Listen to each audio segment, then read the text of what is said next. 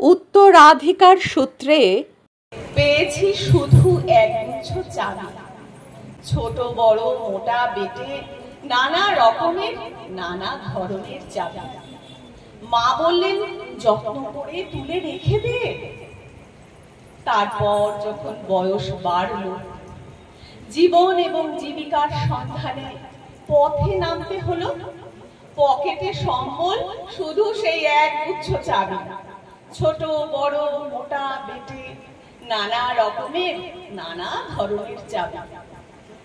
কিন্তু যেখানে যাই সামনে দেখি প্রকাণ্ড এক দরজা, আর তাতে ঝুলছে প্রকাণ্ড এক তালা। পকেট থেকে চাবির গুচ্ছ বের করি, এ চাবি সে চাবি, ঘোরাই ফেরাই, লাগে না, খোলে না। শ্রান্ত হয়ে ঘরে ফিরি, মা দেখেন আর হাসেন, বলেন ওরে তোর বাবার হাতেও ওই চাবি দিয়ে ওই দরজাগুলো খোলেনি, শুনেছি নাকি তাঁর বাবার হাতে খুলতো। আসল কথা কি জানিস?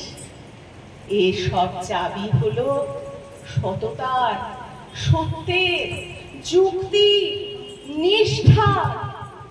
আজকাল আর ওই চাবি দিয়ে এসব দরজাগুলো খোলে না। তবুও তুই ফেলে দিস না।